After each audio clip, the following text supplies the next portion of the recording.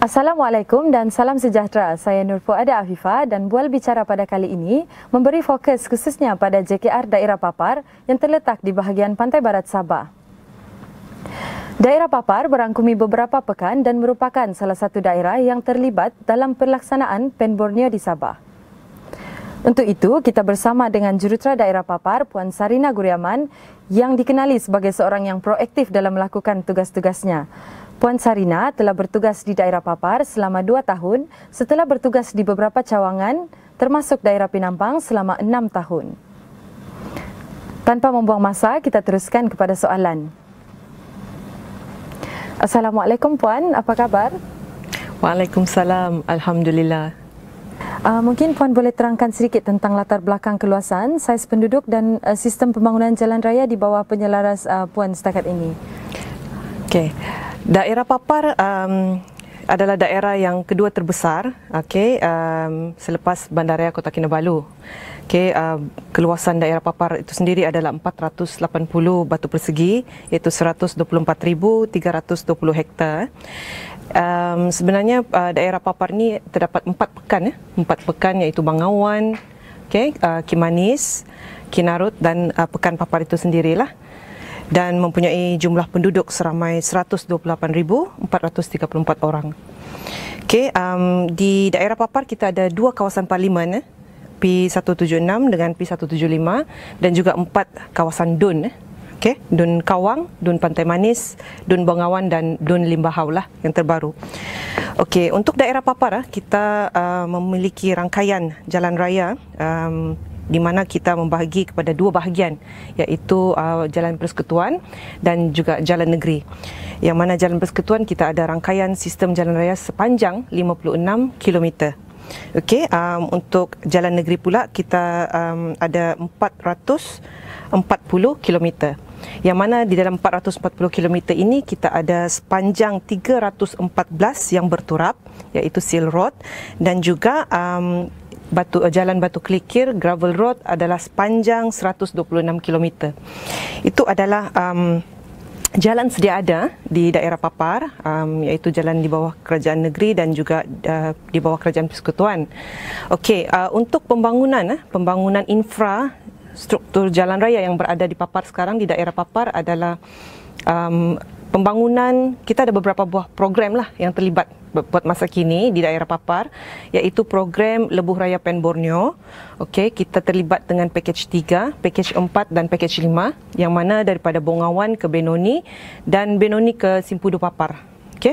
Dan juga kita ada program Lebuh Raya di bawah Kementerian Kejaraian Malaysia, iaitu Jalan Dongongon Papar Spa pakej 2 dan 3 yang juga sekarang sedang dilaksanakan lah. Dan kita juga terlibat dengan program Jalan Luar Bandar, Jalan Luar Bandar, iaitu di jalan-jalan kampung lah, yang sekarang ni terlibat di dua jalan raya yang sedang dilaksanakan lah untuk Jalan Luar Bandar. Itu yang dilaksanakan kini lah. Apakah perancangan pelaksanaan pembangunan jalan raya untuk jangka masa pendek, sederhana dan jangka panjang di bawah penyelarasan Puan sehingga menjelang tahun 2025?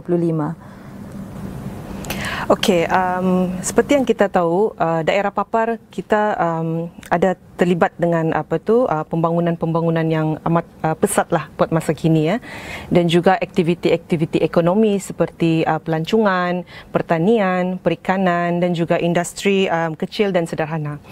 Jadi rangkaian jalan raya ini adalah sangat penting dan sangat memberi impak yang besar kepada pembangunan ekonomi di daerah Papar itu sendiri.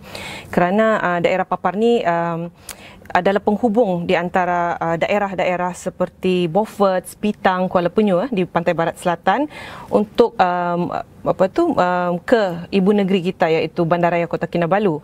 Jadi rangkaian jalan raya di Papar ni perlu dibangunkan setara dengan pembangunan ekonomi. yang sejajar dengan pembangunan ekonomi semasa. Jadi saya rasa sangat perlulah daerah Papar ni diberikan pelaksanaan projek-projek infra yang berterusan. Untuk daerah Papar, kita ada membuat perancangan plan pembangunan bagi program Lebuh Raya, iaitu Lebuh Raya Lokawi Pengalat. Telah dimasukkan ke dalam RP1, RMK 12. Telah disenaraikan dan sedang menunggu kelulusan untuk pelaksanaan. Untuk program jambatan pula, kita juga telah menyenaraikan jambatan Buang Sayang Papar, untuk dinaik taraf daripada single carriageway ke dual carriageway di bawah program jambatan dalam RMK 12. Kita telah masukkanlah disenaraikan untuk dilaksanakan juga menunggu kelulusan peruntukan. Dua projek besar ini kita memang telah memang kita telah masukkan dalam RP1 lah, dalam RP1 dalam rancangan Malaysia ke-12.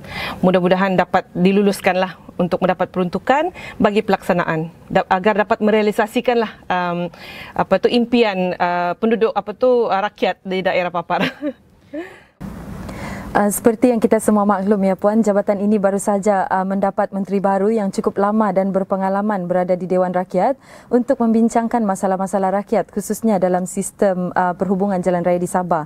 Dan kini beliau telah menduduki tempat untuk mengetuai kepimpinan dan pentadbiran Kementerian Jalan Raya di Sabah. Apakah harapan Puan di bawah pimpinan Menteri yang berhormat Datuk Seri Bung Mukhtar Radin tentang kelangsungan pembangunan jalan raya di Sabah? Bukan saja di bandar, pinggir bandar, tetapi yang lebih penting adalah membangun dan menaik taraf sistem jalan raya di kawasan majlis dan kampung-kampung. Saya mengambil kesempatan ini untuk mengucapkan setinggi-tinggi tahniah kepada Yang Berhormat Datuk Seri Bung Mukhtar bin Radin, Timbalan Ketua Menteri Sabah 1, merangkap Menteri Kejaraya Sabah.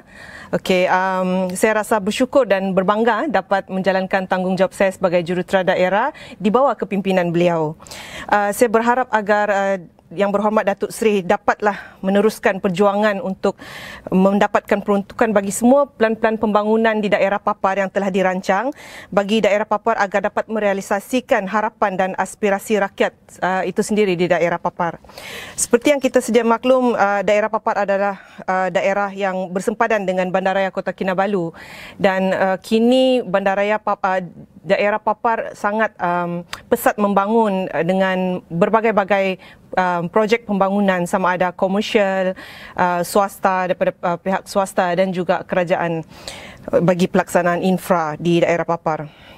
Seperti yang kita tahu juga, daerah Papar ni adalah daerah penghubung daerah penghubung di antara pantai barat selatan, daerah-daerah di pantai barat selatan dengan pantai barat di ibu kota lah, ibu negeri Sabah.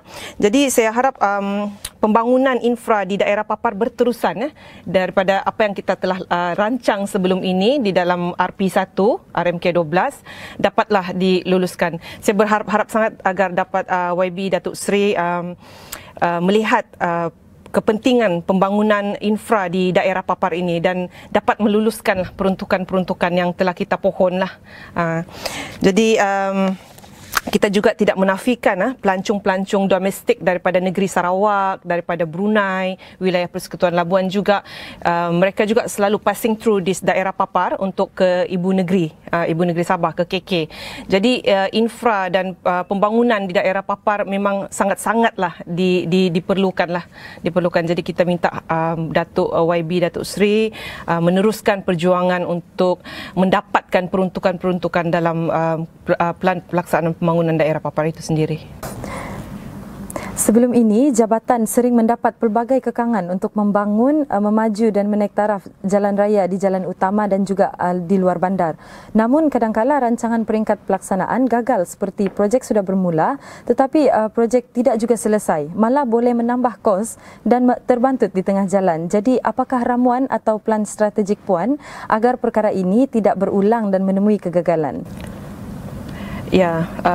Memang tidak dapat dinafikan semua projek-projek pembangunan tidak semuanya 100% dapat dilaksanakan dan dapat disiapkan mengikut jangka masa yang telah ditetapkan.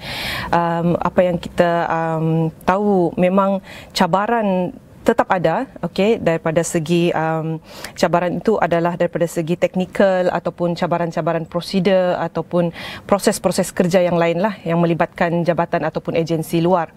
Yang mana antara cabaran-cabaran yang kita selalu kita hadapi ya dalam pelaksanaan projek jalan raya ataupun projek lebuh raya ini adalah salah satunya antara land acquisition, iaitu pengambil balikan tanah. Okey, mana-mana jajaran jalan raya yang kita telah kenal pasti untuk dibangunkan atau dinaik taraf, dia melibatkan pengambilan tanah. Okey, isu pengambilan tanah ini melibatkan rakyat dan juga melibatkan agensi selain daripada Jabatan Kerja Raya Sabah itu sendirilah. Okey, tapi walau bagaimanapun untuk program Lebuh Raya Pen Borneo ini kita telah mengambil langkah proaktif lah, yang mana sebelum ini projek-projek jalan raya menggunakan Seksyen 4 dan Seksyen 5 Undang-Undang Tanah dalam proses pengambilan balik tanah ini. Tapi walau bagaimanapun untuk program Lebuh Raya Pen Borneo pelaksanaannya kita menggunakan Seksyen 3. Seksyen 3 ini adalah lebih straightforward dan kita cuma memberi masa dalam peruntukan undang-undang tanah itu sendiri dan memberi masa selama sebulan kepada pemilik tanah untuk evacuate the land after terima pampasan tanah. Jadi daripada Seksyen 4 dan 5 kita telah pakai Seksyen 3 bagi mempercepatkan pelaksanaan projek dan tidak terlalu lama lah untuk menunggu agar sesuatu lokasi itu dapat dimasuki oleh pihak kontraktor macam tu. Itu salah satunya.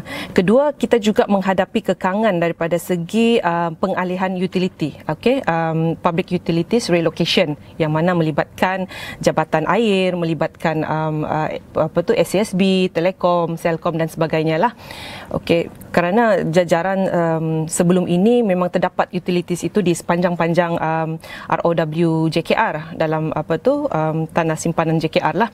Jadi bila mana kita menaik taraf sesuatu projek tu daripada single carriageway menjadi dual carriageway macam tu, jadi kita terpaksa membuat pengalihan.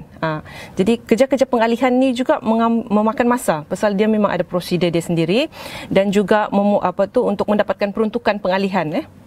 Jadi langkah yang kita ambil di sini juga bagi program projek Lebuh Raya Pen Borneo adalah kita memasukkan kos pengalihan itu di dalam projek. Jadi bagi mempercepatkan pengalihan itu agar dapat dibuat dalam jangka masa yang telah ditetapkan.